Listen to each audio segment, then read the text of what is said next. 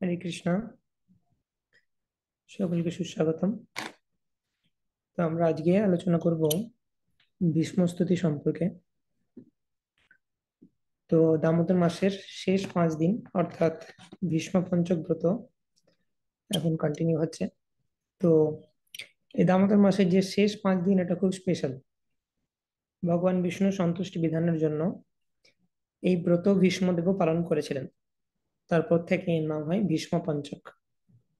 এবং ভীষ্মদেবের উদ্দেশ্যে আমরা তো অর্পণ করে থাকি এই 5 দিন। তার কারণ ভীষ্মদেব যেহেতু ব্রহ্মচারী ছিলেন আজীবন, তিনি এই ভীষ্ম প্রতিজ্ঞা গ্রহণ করেছিলেন। তো সেই জন্য তার কোনো ডিসেন্ডেন্ট বা সন্তান সন্ততি নেই।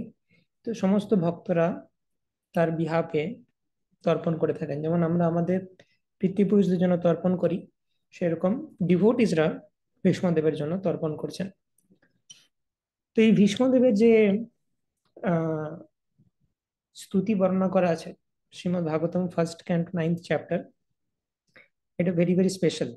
এবং ভীষ্মদেব একজন তিনি মহাজন, তিনি ভক্তির বিষয়ে আমাদেরকে শিক্ষা প্রদান করছেন। স্বয়ম্ভু নারদা শম্ভু কুমার কপিল মনু প্রহ্লাদ জনক ভীষ্ম বলির বৈয়াসকির বয়ম।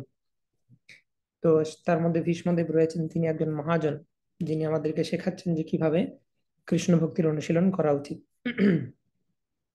তো ভীষ্মদেবের প্রয়াণ থেকে আমরা খুব সুন্দর টিচিং নিতে পারি যে কিভাবে আমাদের যে অন্তে নারায়ণ স্মৃতি, তার প্রকৃষ্ট উদাহরণ হচ্ছে ভীষ্মদেব। তো আমরা দেখবো ভীষ্মদেবের যে প্রেয়ার্স, তিনি ওয়েট করছিলেন বেসিক্যালি, কারণ তার কাছে ইচ্ছামৃত্যুর বর ছিল। হুম। তো মহাভারতের যুদ্ধের পর অর্জুনের সরসজ্জাতে তিনি ওয়েট করছিলেন। এবং বলা হচ্ছে তিনি উত্তরায়ণের জন্য ওয়েট করছিলেন। আমরা যদি ভগবদ গীতার অষ্টম অধ্যায় পড়ি, সেখানে দেখতে পাবো যে উত্তরায়ণে কেউ যদি দেহত্যাগ করে তাহলে তার হায়ার ডেস্টিনেশন হয়। কিন্তু সেখানে ভগবান এটাও বলছেন যে ভক্ত হলে তার এসব কনসিডারেশন নেই। তো ভীষ্মদেব ভগবানের ভক্ত ছিলেন, তা সত্ত্বেও তিনি কেন উত্তরায়ণের জন্য ওয়েট করেছিলেন? তো আমাদের আচার্যরা বলেন যে কৃষ্ণের আরেক নাম উত্তরায়ণ। তিনি শ্রীকৃষ্ণের ভক্ত ছিলেন এবং তিনি ওয়েট করছিলেন যে কৃষ্ণ কখন আসবেন আমার সামনে, তো কৃষ্ণের মুখের দিকে তাকিয়ে আমার দেহ ত্যাগ করব। তো সেটা বিউটিফুলি আমরা দেখতে পাবো এই ভীষ্ম স্তুতির মধ্যে, যে কিভাবে ভীষ্মদেব মৃত্যুর সময় কৃষ্ণের প্রতি কিভাবে মেডিটেট করছেন, ওয়ান্ডারফুল প্রেয়ার্স। তো লেটস স্টার্ট দ্যাট।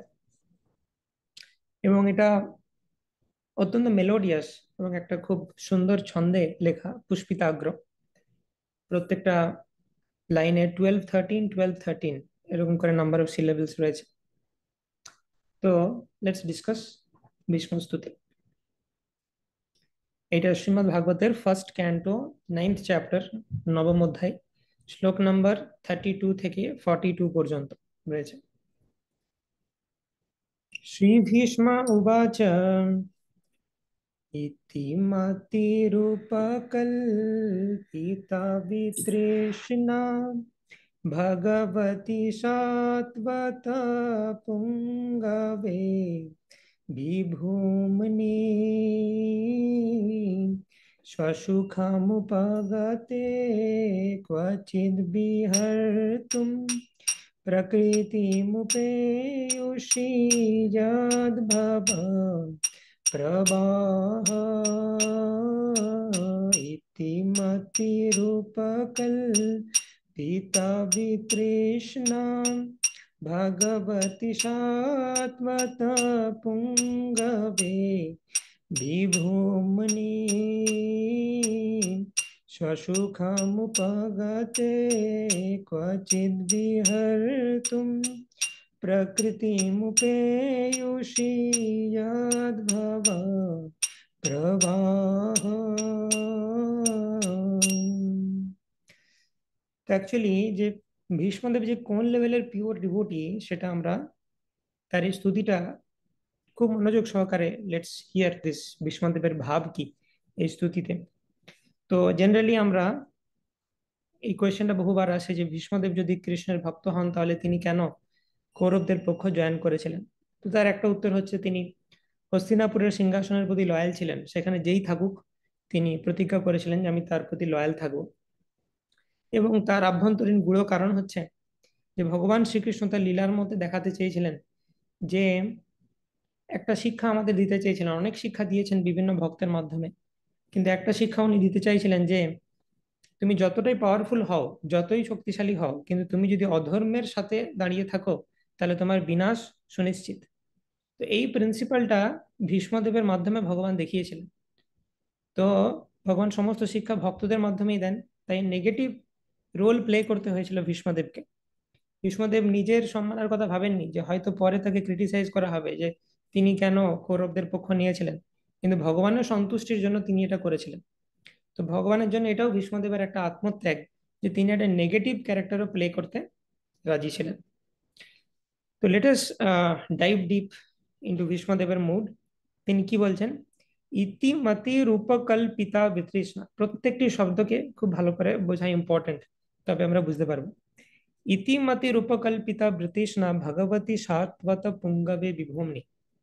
এইরকমই, এইভাবেই মতি বা তার যে চিন্তা বা অনুভূতি বা তার বুদ্ধিকে উপকল্পিতা মানে সমর্পণ করে বিতৃষ্ণা এবং সমস্ত জড় সুখের বাসনা থেকে মুক্ত হয়ে তিনি তার সমস্ত মতিকে কার উপর মেডিটেট করলেন, ভগবতী সাত্বত পুঙ্গবে বিভূমনি, ভগবতী অর্থাৎ পরমেশ্বর ভগবানের উপর প্লেস করলেন তার সমস্ত বুদ্ধিকে, যাকে সাত্বত পুঙ্গবেও বলা হয়, অর্থাৎ সাত্বত ডাইনেস্টির মধ্যে যিনি হচ্ছেন সর্বশ্রেষ্ঠ পুরুষ। কৃষ্ণ যে বংশে এসেছেন সেই বংশের অনেক রাজা রয়েছে। বৃষ্ণি বংশের মধ্যে তিনি এসেছেন, মানে কৃষ্ণের যে মুন ডাইনেস্টিতে এসেছেন, কৃষ্ণের আসার আগে বৃষ্ণি এসেছে, তাই অনেক সময় কৃষ্ণের যে বংশটাকে বৃষ্ণি বংশ বলা হয়। আগে রয়েছে যদু, যদু বংশ বলা হয়, এবং সাত্বতও বলা হয়। সাত্বত হচ্ছে একজন রাজা যিনি মাঝে ছিলেন।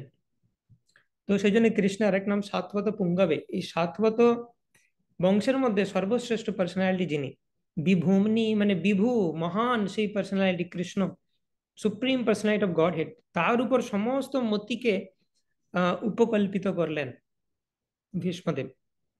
এবং ভীষ্মদেব কি বলছেন, ভেরি বিউটিফুল অ্যাকচুয়ালি। যখন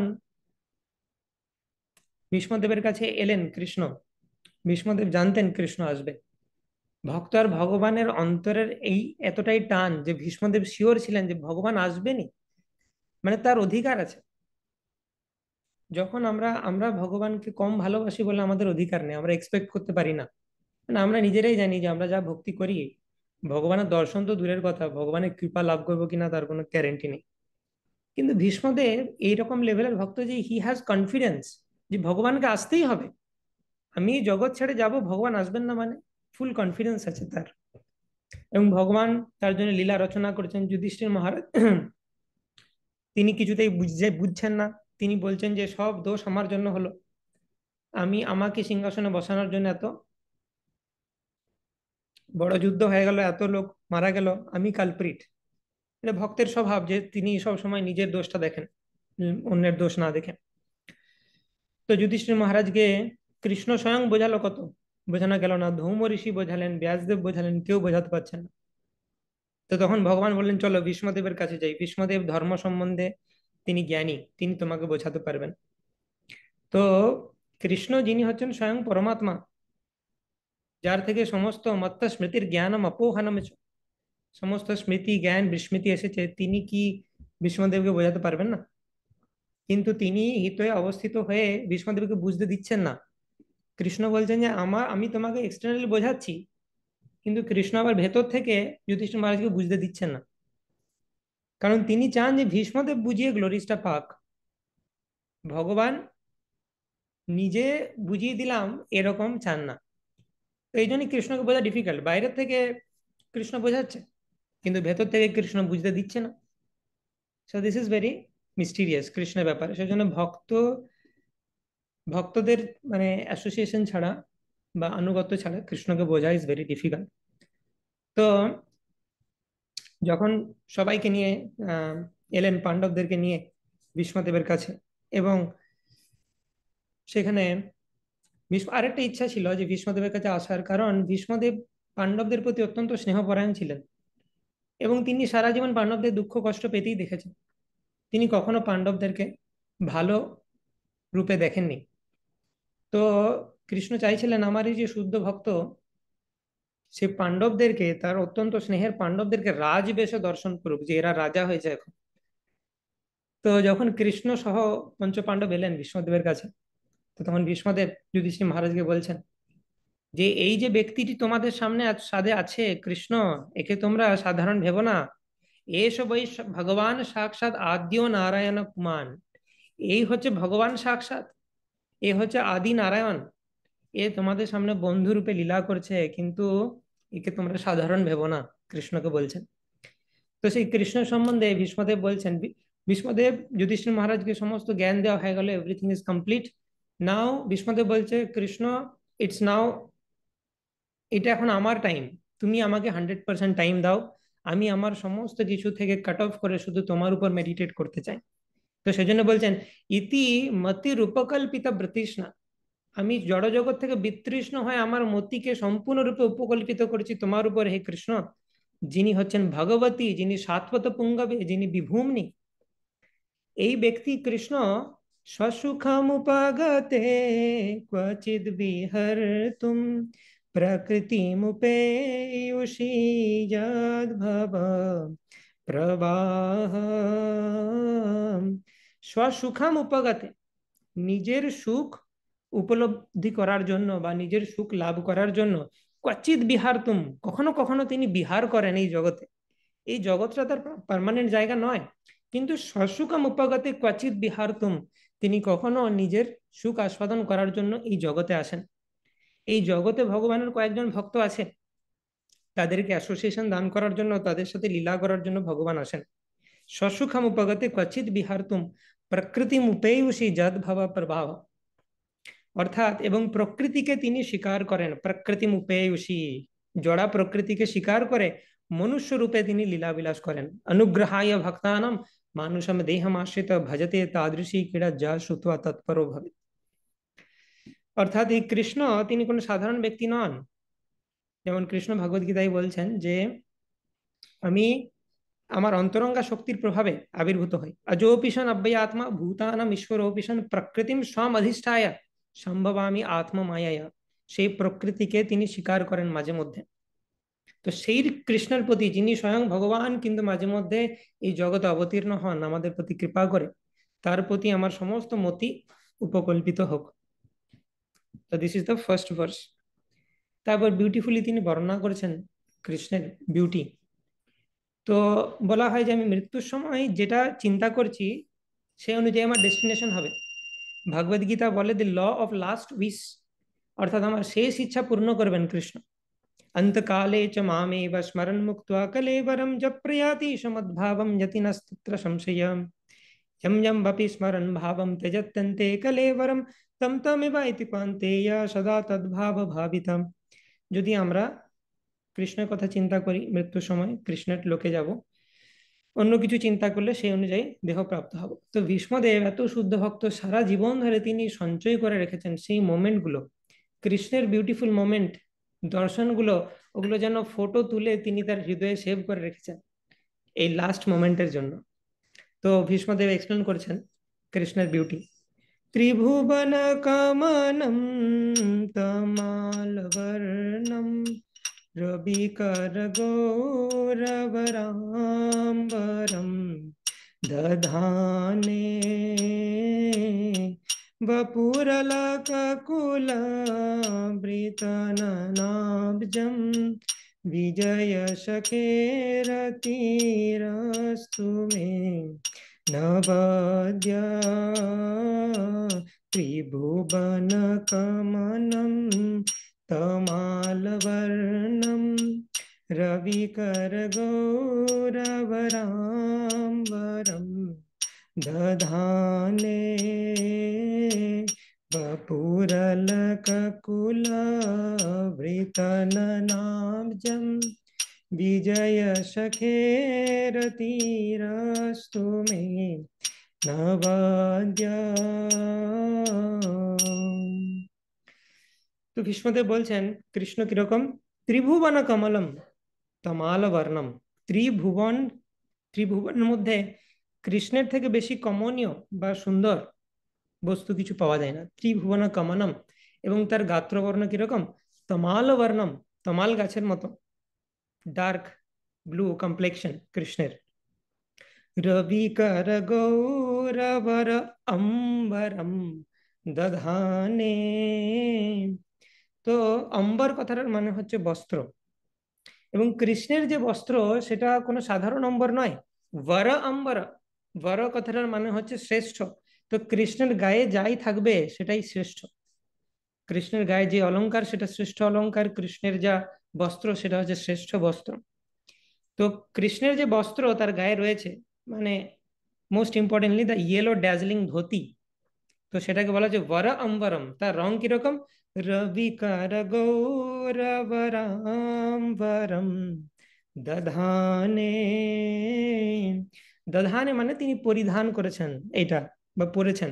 কিরকম, রবিকার গৌরবরম, আহ, গৌরবরাম্বরম দধানে। রবিকার মানে সূর্যের কিরণের মতো স্বর্ণাভ বর্ণের যে বর অম্বরম বা পীত বসন ধুতি পরিধান করেছেন কৃষ্ণ। वपुरलककुलवृताननाब्जम। তো বপু মানে তার দেহ, অলকা কুল আবৃত, অলক মানে হচ্ছে চুল, তার যে সুন্দর মুখ এবং বডি তার সুন্দর চুলের দ্বারা আবৃত। আমরা দেখেছি কিভাবে আহ দামোদর স্তোত্রেও এটা গ্লোরিফাই করেছেন সত্যব্রত মুনি 5th স্ট্যান্জাতে। इदं ते मुखाम्बोजम् अत्यन्तनीले वृतं कुन्तलैः स्निग्धरक्तैश्च गोप्य मुहुश्चुम्बितं बिम्बरक्ताधरं मे मनस्याभिरस्तमलं लक्षलाभे। তো বলছে লক্ষ্য লাভ আমাকে দিয়ে দিলেও আমার চাই না, কৃষ্ণের এই বিউটিফুল ফেস কভার্ড বাই সুন্দর কুঞ্চিত কেশ ও দাম, যেগুলো বাম্বল বিজের মতো লাগছে, সেই কৃষ্ণের যে বিউটি সেটাকে আমি আস্বাদন করতে চাই। তো সেই সেরকমই ভীষ্মদেব এখানে বলছেন বপুরলকুলা আবৃত আনন আবজম। আনন মানে হচ্ছে মুখপদ্ম, সেটা অবজম মানে পদ্ম ফুলের মতো কৃষ্ণের যে মুখমণ্ডল সেটা অলককুল বা কেশ ও দামের দ্বারা আবৃত। এইরকম তার দেহ, এরকম বিউটি। এবং তিনি তো ত্রিভুবন কমনম তমাল বর্ণম, তার সাথে তিনি ড্যাজলিং ইয়েলো ধুতি পরিধান করে আছেন। এই ধরনের সুন্দর দেখতে পার্সোনালিটি, সুন্দর শ্রীকৃষ্ণ বৃন্দাবন কৃষ্ণ রূপে তিনি কি করছেন যুদ্ধক্ষেত্রে, বিজয় সখেরতিরস্তু মে নবদ্যা। তো বিজয় সখে মানে বিজয়ের সখা রূপে তিনি যুদ্ধক্ষেত্রে দেখা দিচ্ছেন। অর্জুনের একটা নাম হচ্ছে বিজয়, তো বিজয় সখা রূপে তিনি যুদ্ধক্ষেত্রে আবির্ভূত হচ্ছেন। রতির অস্তুমে অনবদ্য, আমার কোনো কর্মফলের বাসনা রহিত হয়, কনস্ট্যান্টলি আমার মেডিটেশনের অবজেক্ট হোক, আমার রতি থাকুক, রতির অস্তু মে অনবদ্য, এই কৃষ্ণের প্রতি আমার সমস্ত রতি মতি সমস্ত কিছু কনসেন্ট্রেট করি আমি। এইভাবে তিনি কৃষ্ণকে গ্লোরিফাই করছেন। Will recite this verse again. আমরা মানেটা বুঝলাম এখন, তো with that meaning let's recite once again. त्रिभुवनकमनं तमालवर्णं रविकरगौरवराम्बरं दधाने वपुरलककुलवृतननाब्जं विजयशखेरतिरस्तु मे नवद्या। তো সাধারণ দৃষ্টিভঙ্গিতে যারা কৃষ্ণকে বিজয়ী সখা রূপে দেখছে, যে কৃষ্ণ কি, কৃষ্ণ তো অত ইম্পর্টেন্ট পার্সোনালিটি নয়, বিজয় তাও, অর্জুন ইজ এ ওয়ারিয়ার, তার সখা রূপে তিনি এসেছেন।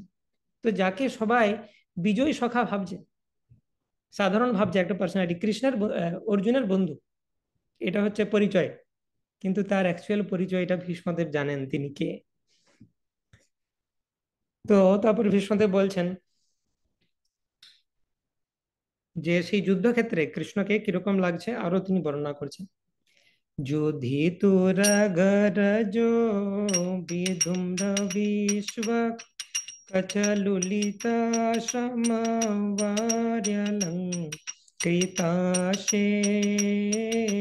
अमनिशित शरैर्विविध्यमान त्वचि विलसत्कवचेस्तु कृष्णात्मा क्षुधितुरगरजो विधुम्रविश्व कचलुलिता समवार्यलङ्कृताशे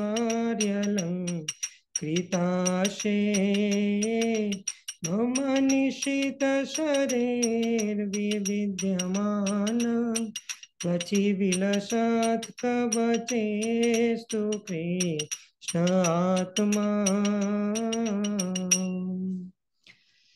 युधि तुरग रजो অর্থাৎ যুধি মানে যুদ্ধক্ষেত্রে, তুরগ মানে অশ্ব বা ঘোড়াদের হুপপ্রিন্ট বা ঘোড়ারা ছুটছে যুদ্ধক্ষেত্রে, সেই ঘোড়াদের ছোটার মাধ্যমে যুদ্ধক্ষেত্রে ধুলি চারিদিকে উঠছে, ডাস্ট পার্টিকেলস।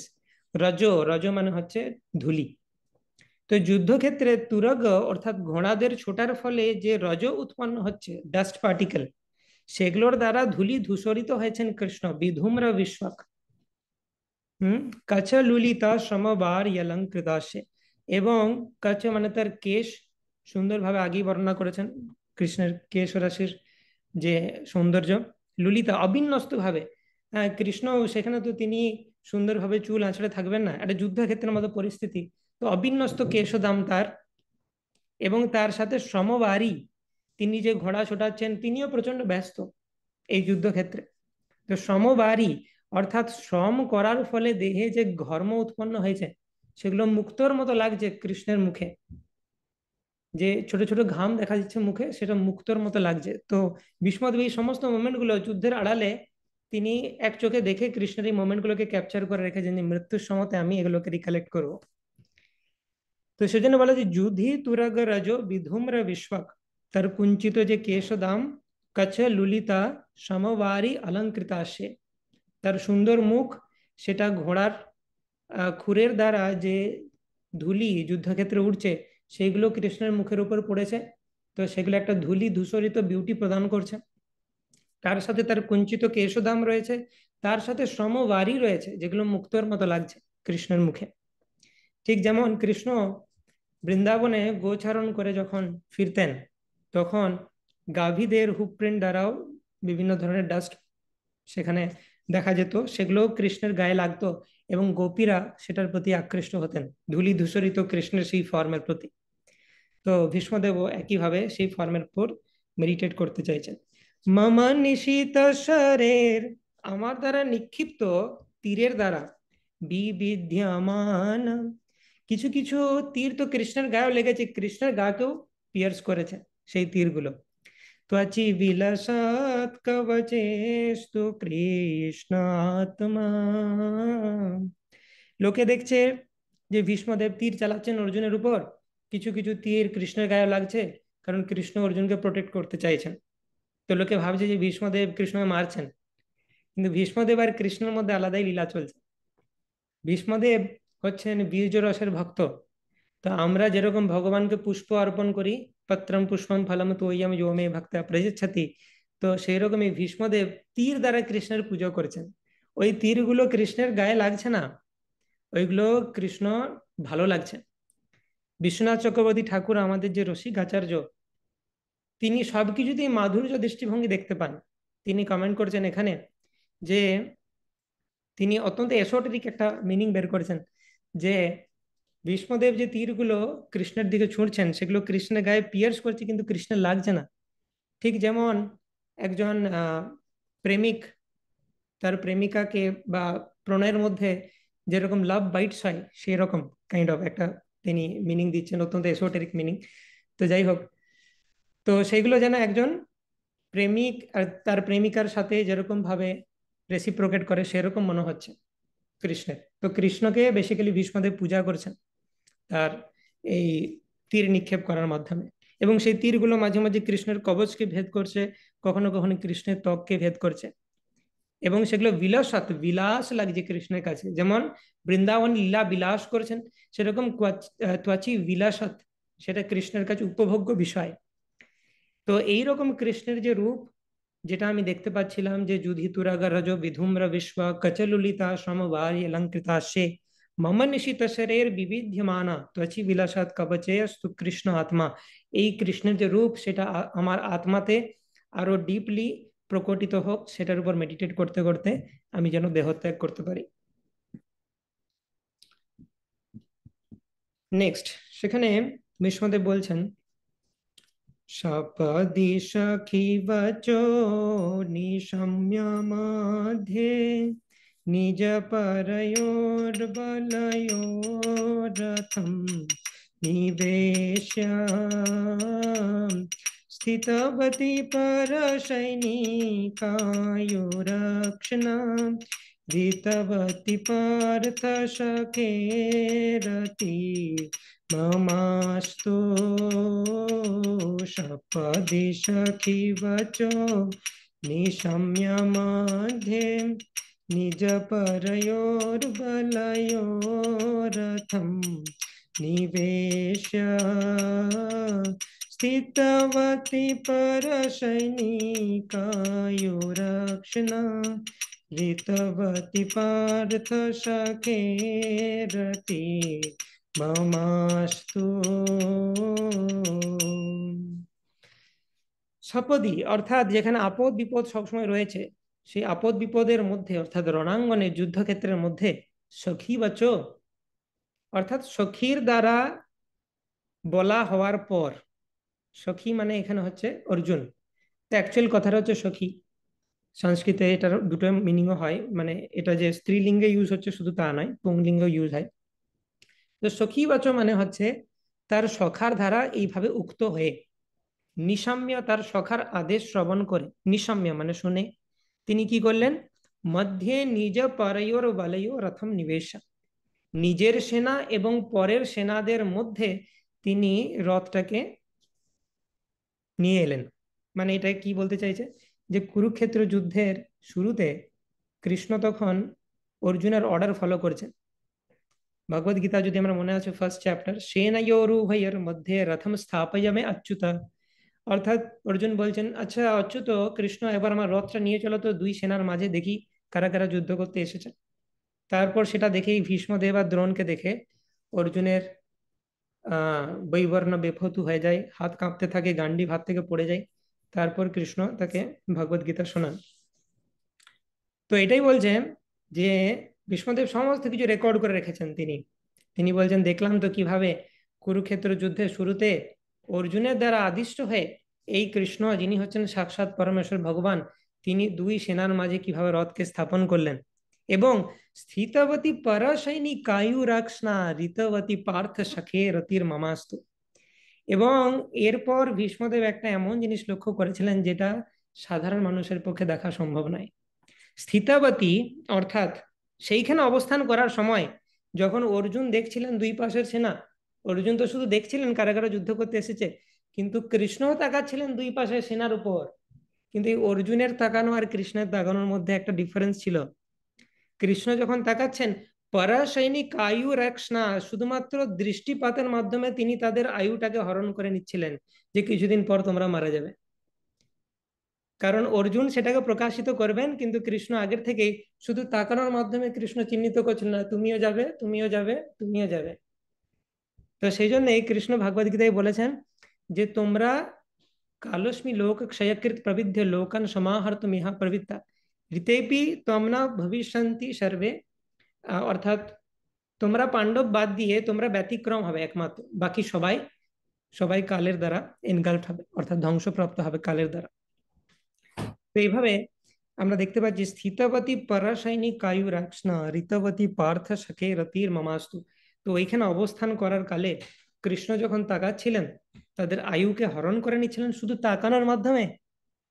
তো এর মাধ্যমে যদি মানে ভীষ্মদেব বলছেন, হে মূর্খ দুর্যোধন, তুমি চিন্তা করো যে কৃষ্ণকে অস্ত্র ধারণ করতে হবে, শুধুমাত্র দৃষ্টিপাতের মাধ্যমে তিনি আয়ুকে হরণ করছেন। তিনি তিনি একটা মেসেজও দিচ্ছেন হিডেন, যে কেউ যদি মনে করে যে কৃষ্ণকে অস্ত্র ধারণ করতে হবে, তাহলে সে ইলিউশনে আছে। শুধুমাত্র দৃষ্টিপাতের মাধ্যমে তিনি আয়ু হরণ করতে পারেন। অর্থাৎ কৃষ্ণ আগেই ডিসাইড করে নি যে কারা কারা বেঁচে থাকবে কারা কারা মারা যাবে, এবং অর্জুন শুধু সেই ডিজায়ারটাকে ম্যানিফেস্ট করবে। ঋতবতী পার্থ শকে রতির মমাস্তু, ঋতবতী অর্থাৎ আয়ুকে হরণ করেছিলেন, পার্থ শকে এইভাবে পার্থর সখারূপে তিনি সেখানে অবস্থান করেছিলেন। এর প্রতি আমার রতি থাকুক, আমার সমস্ত রতি মতি এই কৃষ্ণের প্রতি থাকুক। প্রত্যেকটা শ্লোকে কিন্তু ভীষ্মদেব সেটাই বলছেন, কৃষ্ণকে গ্লোরিফাই করেছেন বিভিন্নভাবে এবং বলছে এইরকম কৃষ্ণের প্রতি আমার রতি থাকুক। নেক্সট, ব্যবহিত প্রীতনা মুখম নিরীক্ষ স্বজন বধাদ বিমুখশ্চ দোষবুদ্ধ্যা কুমতি মহারদাত্মবিদয়ায়শ চরণরতি পরমাশত শমেস্তু ব্যবহিত প্রীতনম মুখম নিরীক্ষ স্বজন বধাদ বিমুখশ্চ দোষবুদ্ধ্যা কুমতি মহারদাত্মবিদয়ায়শ চরণরতি পরমাশত শমেস্তু। ব্যবহিত পৃতনা অর্থাৎ দূরে অবস্থিত হয়ে, দূর থেকে দেখছেন কৃষ্ণ এবং অর্জুন এই সমস্ত সৈন্যদেরকে, পৃতনা অর্থাৎ সৈন্যগণকে, মুখম নিরীক্ষা সৈন্যগণের মুখগুলিকে নিরীক্ষণ করছেন অর্জুন দূর থেকে, স্বজন বধাদ বিমুখস্য দোষ বুদ্ধিয়া অর্থাৎ দূর থেকে যখন অর্জুন তাদের মুখগুলিকে দেখছেন, অর্জুন এবং কৃষ্ণ, তো অর্জুনের মধ্যে কি দেখা গেল, স্বজন বধাদ বিমুখস্য, স্বজনকে বধ করতে বিমুখ হলেন অর্জুন, এবং এই রকম দোষ প্রকাশ পেল তার বুদ্ধিতে, দোষ বুদ্ধিয়া। কত সুন্দরভাবে ভীষ্মদেব এক্সপ্লেন করেছেন যে অর্জুন যখনই সৈন্যদেরকে দেখলো ব্যবহিত প্রীতনা মুখম নিরীক্ষা, তার মধ্যে সঙ্গে সঙ্গে কি দেখা দিল, স্বজন বধাদ বিমুখস্য দোষ, এই দোষের দ্বারা তার বুদ্ধি কলুষিত হলো, যে আমি আমার স্বজনকে হত্যা করব কি করে। এটা একটা বোগাস লজিক, তোমাকে তোমার ধর্ম করতে হবে, আমি আমার স্বজনকে হত্যা করব মানে তোমার মধ্যে অ্যাটাচমেন্ট প্রকাশ পাচ্ছে। কিন্তু আমার এই যে গ্র্যান্ডসন অর্জুন, আমার অত্যন্ত স্নেহের অর্জুন, তখন সেটা বুঝতে পারেনি।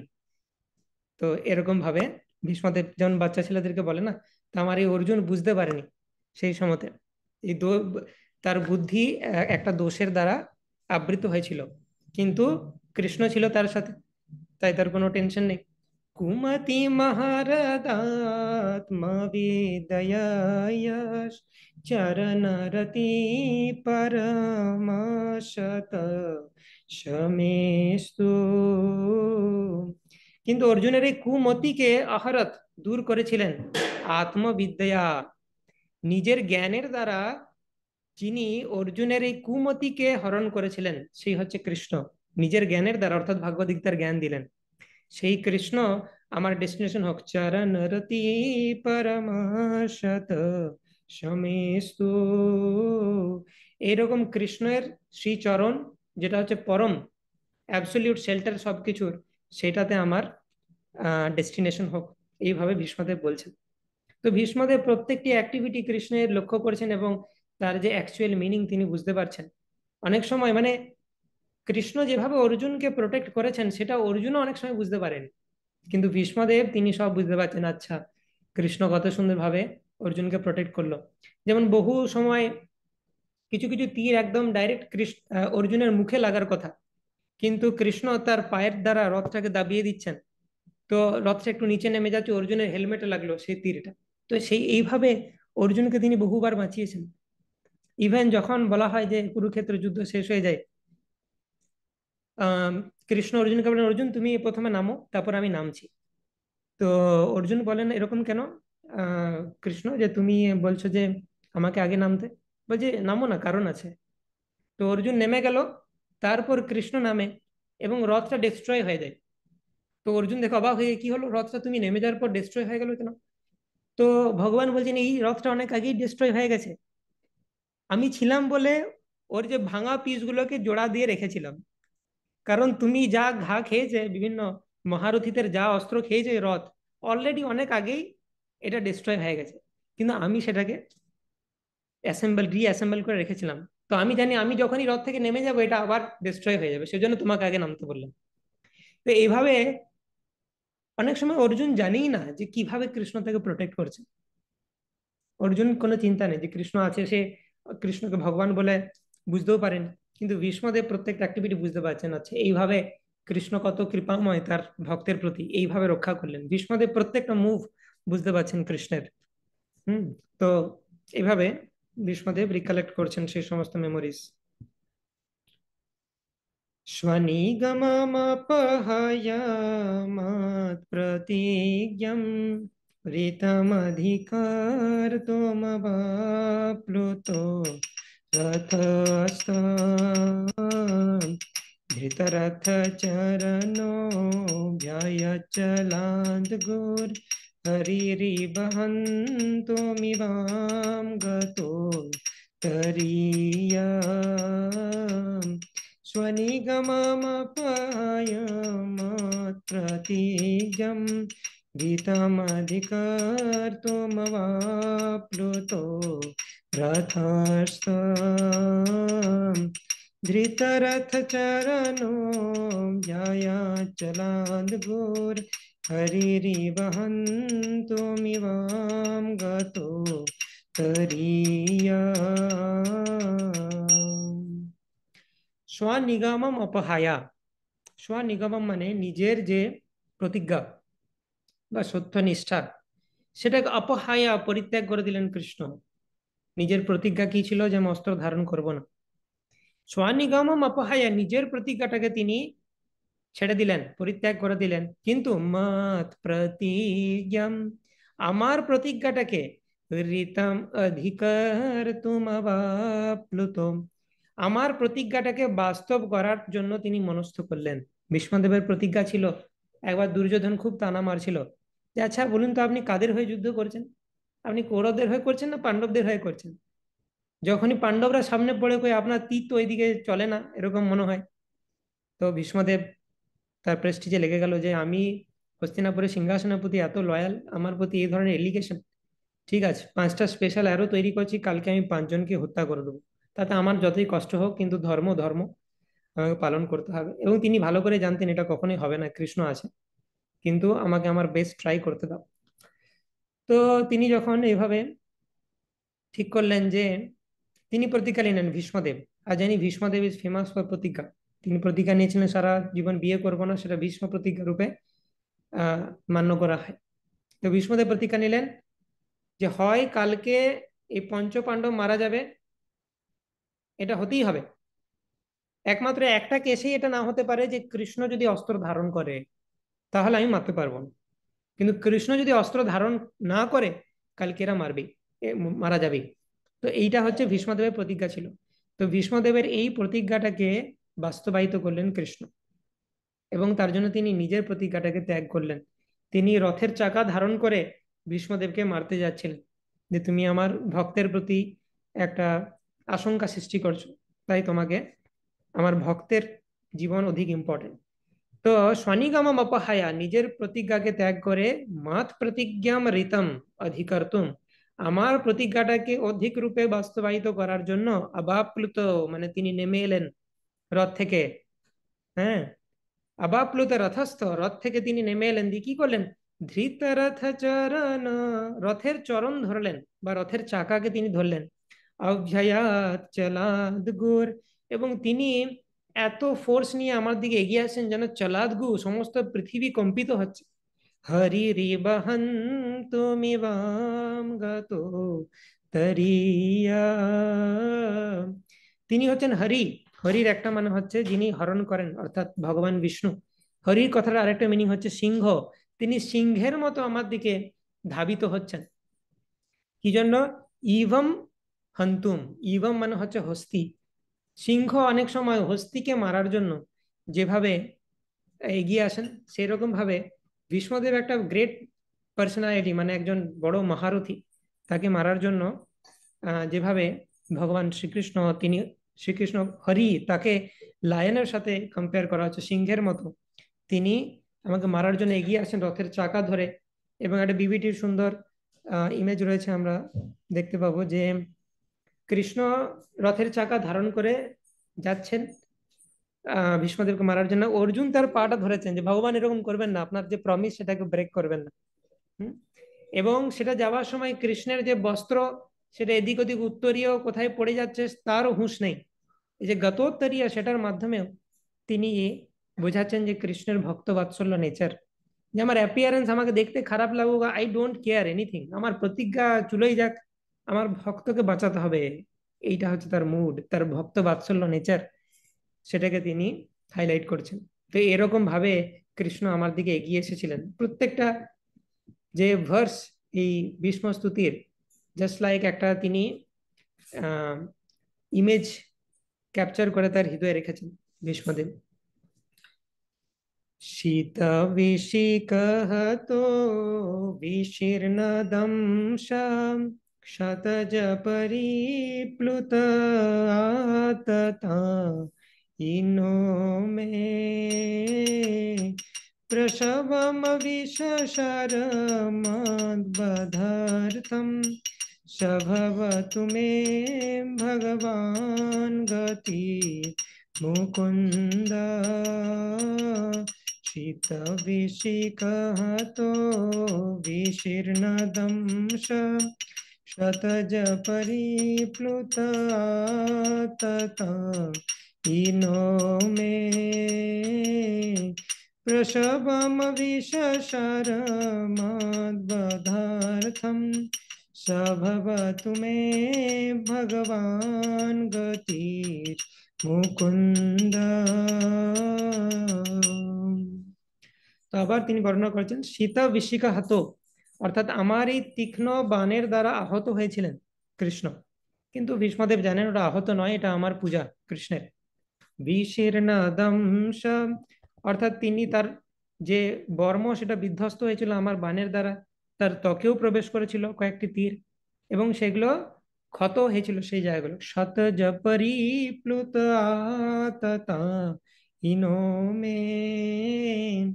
তো সেখান থেকে কিছু কিছু জায়গাতে কৃষ্ণের রক্তক্ষরণ হয়েছিল। তো এরকম একটা দেহতে কৃষ্ণ আমার দিকে আততায়ী রূপে এগিয়ে আসছে, আমাকে মারার জন্য এগিয়ে আসছে। তো লোকের সেটা ভয় লাগবে যে আমাকে মারতে আসছে কেউ, কিন্তু ভীষ্মদেব সেটাকে রিলিজ করেছেন। যখন কৃষ্ণ রথের চাকা হাতে ধরে নিলেন, ভীষ্মদেব আমরা দেখব সমস্ত তিনি স্বর আর যে মানে চালানোর যে ধনুক, তীর ধনুক, তিনি সেটাকে ত্যাগ করে দিলেন। তিনি বলেন ও ভগবান যখন অস্ত্র ধরে নিয়েছেন, আমার আর অস্ত্র ধরার কোনো মানে হয় না। তো তিনি সমস্ত কিছু করে সারেন্ডার করতে রাজি ছিলেন। তো আমরা দেখবো এই বিবিটির একটা সুন্দর ইমেজ আছে, যেখানে কৃষ্ণ রথের চাকা ধরেছেন, ঠিক যেন সুদর্শন চক্র নিয়ে তিনি এগোচ্ছেন, আর ভীষ্মদেব কমপ্লিটলি দুই হাত ফাঁকা করে তিনি সারেন্ডার করছেন কৃষ্ণের প্রতি। তো সেটাই বলা হচ্ছে যে সীতা বিশিকা হতো, আমার তীরের দ্বারা তিনি আহত হয়ে এবং রক্তাক্ত অবস্থায় আততায়ী রূপে আমার দিকে এগিয়ে আসছিলেন। আততায়ী নোমে প্রসভম অভিসারা, বিক্ষুব্ধ ভাবে আমার দিকে তিনি আসতে থাকলেন। কি করার জন্য? মদ বধারথম, আমাকে বধ করার জন্য এগিয়ে এলেন তিনি। সেটা রিলিসেবল, কাউকে বধ করার জন্য কেউ এগিয়ে আসছে, কোনো মার্ডারার যদি আমার দিকে এগিয়ে আসে, সেটা আমার ট্রমা হয়ে থাকবে, জীবনে কোনোদিন মনে করবো না সেই সিনটা। বাট ভীষ্মদেবের বিউটি এবং ডিভোশন এটাই যে তিনি সেই সিনটাকে ক্লিক করে রেখেছেন, যে আমি এটা মনে রাখবো যে ভগবান, এর থেকে বড় সৌভাগ্য কি হতে পারে, ভগবান আমাকে মারার জন্য এগিয়ে আসছেন। সবব তুমি ভগবান গতির মুকুন্দ, তো এই ভগবান মুকুন্দই আমার গতি হোক, সেটা ভীষ্মদেব বলছেন। নেক্সট, বিজয় রথ কুটুম্বাক্তোত্রে ধৃত হয়রশ্মিনীতশ্রিয়ে শনিয়ে ভগবতীরতিরস্তু মে মুমূর্ষুর यमिह निरीक्षहतागतं स्वरूपम् विजय रथ कुटुम्ब ततोत्रे धृतहय रश्मिनितच्रिये शनिये भगवती रतिरस्तु मे मुमुर्षुर्यमिह निरीक्षः हतागता स्वरूपम्। বিজয় রথ কুটুম্ব আত্মাতোত্রে, অর্থাৎ তিনি বিজয়ের যে রথটাকে খুব সুন্দরভাবে প্রোটেক্ট করার জন্য ছিলেন, এবং আত্মাতোত্রে অর্থাৎ তিনি তার ডান হাতে চাবুক নিয়েছিলেন, এবং ধৃত হাইয়া রশ্মিনী এবং অশ্বদেরকে নিয়ন্ত্রণ করার জন্য যে বলগা বা তাদের যে দড়ি সেটাও ধরেছিলেন। এক হাতে চাবুক আর এক হাতে তার হর্সদেরকে কন্ট্রোল করার জন্য যে রশ্মি সেটাকে ধরেছিলেন। মানে ডান হাতে তার চাবুক ছিল এবং বাঁ হাতে তিনি অশ্বের যে দড়িকে ধরে এভাবে ঘোড়া ছোটায়। হ্যাঁ, বাঁ হাতে করে রশ্মিটা ধরে আর ডান হাতে চাবুক দিয়ে মাঝে মধ্যে মারতে হয়। তো এভাবে তার যে সিনটা সেটা ভীষ্মদেব ক্যাপচার করেছেন। আমাদের আচার্যরা বলছেন যে অ্যাকচুয়ালি ভীষ্মদেব এখানে মোর ফরচুনেট দেন অর্জুন, এবং কৃষ্ণ ভীষ্মদেবের উপর অধিক কৃপা করেছেন অর্জুনের থেকেও। অর্জুনকে তিনি সবসময় তার ব্যাক সাইডটা দেখাচ্ছেন। অর্জুন কি দেখছে? কৃষ্ণের ব্যাক সাইড। কিন্তু ভীষ্মদেব দেখতে পেয়েছিলেন কৃষ্ণের ফ্রন্ট সাইড।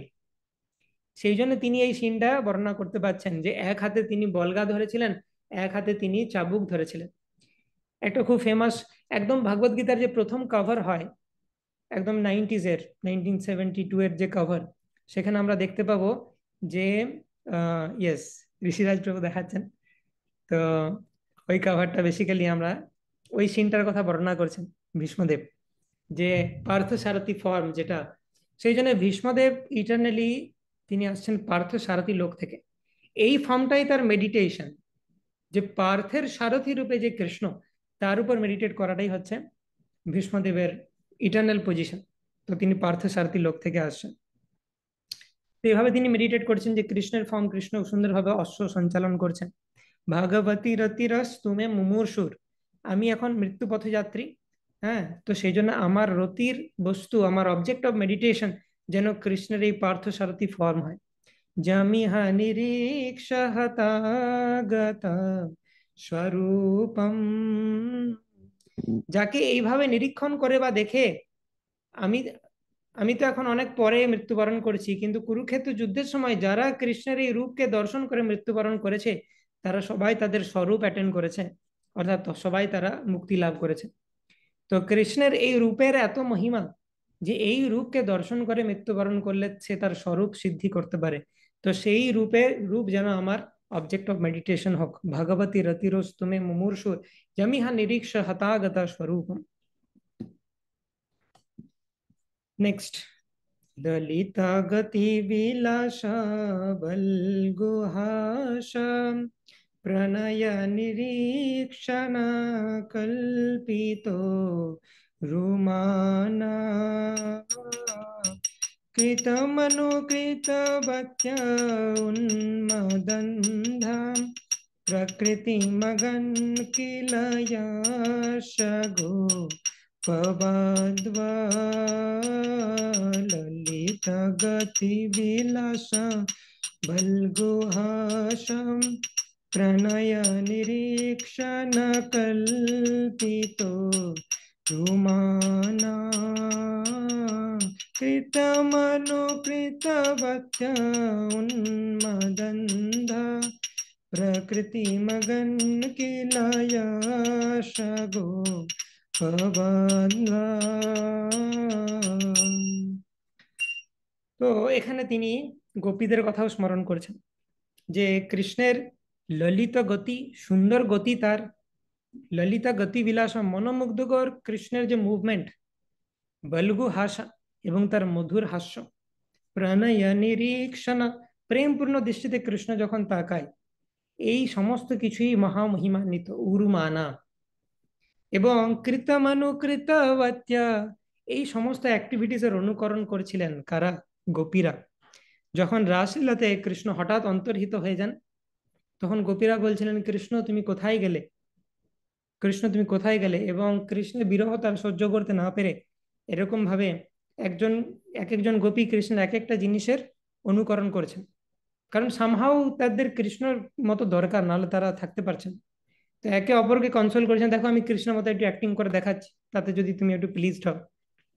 তো সেরকম ভাবে তারা অ্যাক্টিং করেছিলেন, কৃষ্ণের কথা স্মরণ করতে করতে কাঁদতে কাঁদতে গোপীদের বিরহ গীতি আমরা দেখি, যেটা গোপী গীত রূপে আমরা জানি।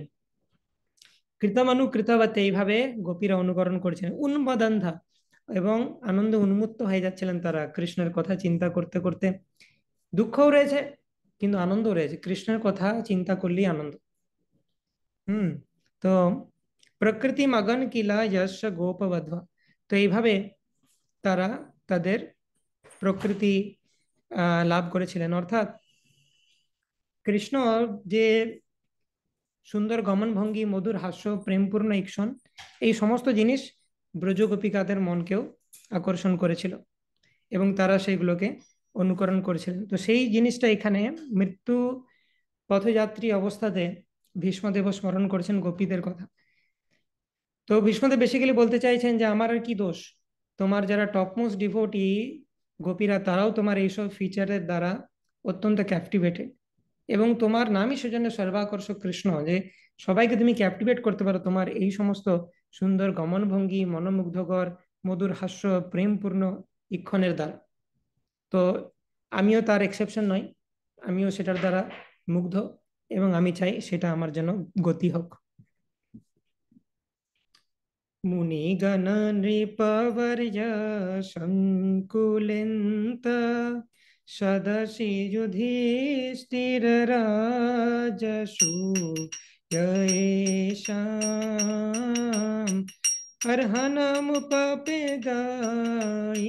अर्हनमुपपेदईक्षणीयो मम दृशिगोचर एष धीरात्मा मुनिगणनृपवर्य संकुलितं सदसि युधिष्ठिरराजसूयेषाम् अर्हनमुपपेदईक्षणीयो मम दिशि गोचर एष धीरात्मा। এরপর ভীষ্মদেব তার প্রেয়ার্সে লাস্টের দিকে চলে এসেছেন। নেক্সট ভার্সে তিনি কৃষ্ণের প্রতি মেডিটেট করে দেহত্যাগ করবেন। তো তার আগে তিনি একটা স্পেশাল সিনের কথা ভাবছেন।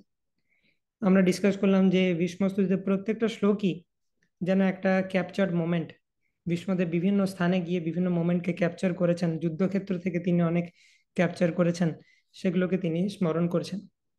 এবং তার মধ্যে একটা স্পেশাল সিন রয়েছে যেটা এই শ্লোকে বর্ণনা করা হচ্ছে, যেটাকে ভীষ্মদেব খুব সযত্নে তার হৃদয়ে আগলে রেখেছিলেন, এবং এই সিনটার উপর মেডিটেট করেই তিনি আহ মানে এই শরীর ছেড়ে তার যে নিত্যধাম পার্থসারথী লোক, সেটাতে যেতে চাইছেন। তো সেই সিনটা কি ছিল?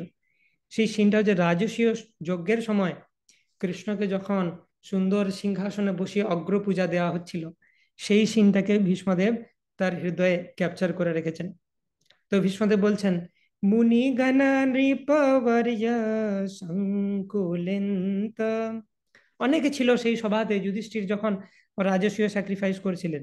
মুনিগণ ছিল, নৃপবর্য ছিল, শ্রেষ্ঠ নরপতি বা রাজারা ছিল। একটা মহাসমাবেশ, সংকুল মহাসমাবেশ হয়েছিল সেখানে। এইরকম একটা সভাতে সদসি যুধিষ্ঠির রাজসূয়েষাম, যুধিষ্ঠির মহারাজ যখন রাজসূয় স্যাক্রিফাইস অ্যারেঞ্জ করে, তখন এইরকম একটা সভা দেখা গিয়েছিল। সেই সভাতে অর্হনমুপপেদঈক্ষণীয়, তো ভীষ্মদেব বলছেন যে অর্হনম মানে অগ্র পূজা দেওয়া হয়েছিল, এবং উপপেদ কৃষ্ণ সেটাকে অ্যাকসেপ্ট করেছিলেন। ওফ, দিস সিন ইজ ঈর্ষণীয়, দেখার মতো বস্তু। যে কৃষ্ণকে যখন অগ্র পূজা দেওয়া হয়েছিল সবার সামনে, সবাই কৃষ্ণের জয়ধ্বনি দিচ্ছিল এবং কৃষ্ণ অ্যাকসেপ্ট করেছিলেন যে ঠিক আছে, মানে কৃষ্ণ অ্যাকসেপ্ট করেছিলেন অগ্র পূজাটাকে। তো এইটা হচ্ছে ঈর্ষণীয়, এইরকম সিন হচ্ছে দেখার, যে সবাই মিলে কৃষ্ণকে ওয়ার্শিপ করছে। একটা পিওর ডিভোটির এটাই ভালো লাগে, যে ভগবান গ্লোরিফাইড হচ্ছে। সেই সিনটার কথা তিনি ভাবতে ভাবতে মেডিটেট করতে করতে তিনি পার্থসারথী লোকের প্রতি গমন করতে চাইছেন। মামা দৃশি গোচর এষ বীরাত্মা। এবং আমার সৌভাগ্য হয়েছিল যে প্রত্যক্ষভাবে সেই সিনটা আমি দেখতে পেয়েছিলাম, এবং সেই সিনটা হচ্ছে দেখার মতো ঈর্ষণীয়। এবং সেটার উপর মেডিটেট করতে করতে এবার আমি ভগবানের নিত্য লোকে যাওয়ার জন্য প্রস্তুতি নিই। তমিমমহমজম শরীরভাজম হৃদি হৃদি ধীষ্টিতমাত্মকল্পিতানাম प्रतिदृशमिव नैकधार्कमेकं समधिगतोऽस्मि विदूतवेदमोह तमिममहमजं शरीरभाजं विधिरिधिष्ठितमात्मकल्पितानां प्रतिदिशमिव नैकधार्कमेकं समधिगतोऽस्मि विदूतवेदमोह।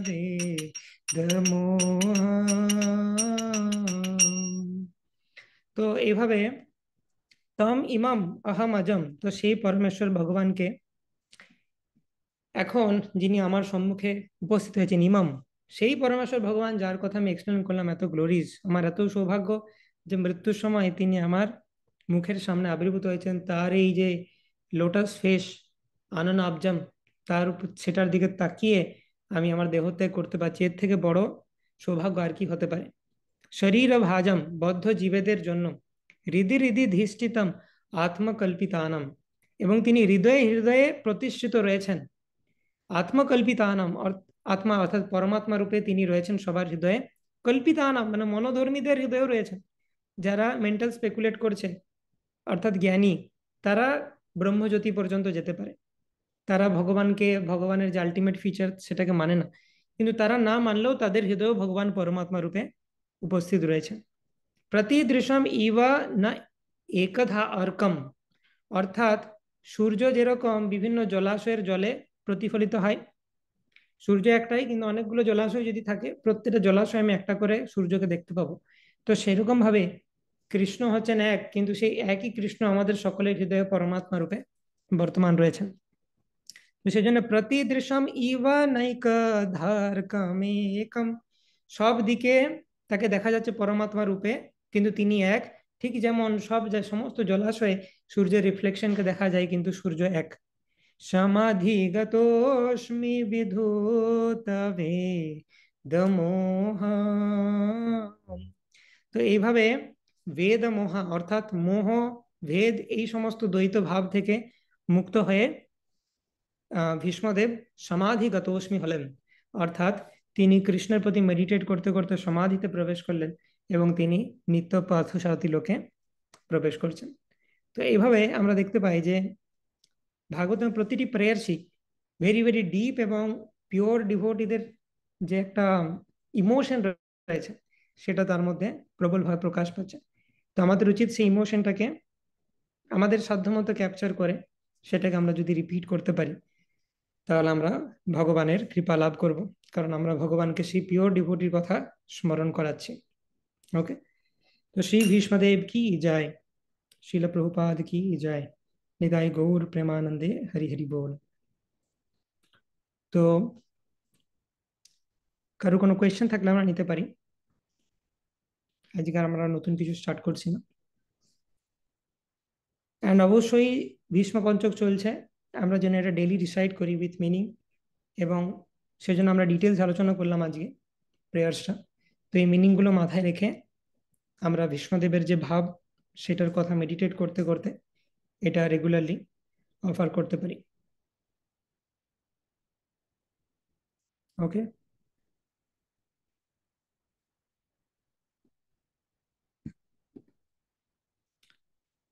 ঠিক আছে। তো আমরা নেক্সট কন্টিনিউ করবো। কে ঋষিরাজ প্রভু, কোয়েশ্চেন? তবু এই ফটোটা একবার দেখে নেন। ওকে, বিবিটিতে ভীষ্মদেবের অনেকগুলো রয়েছে ফটো।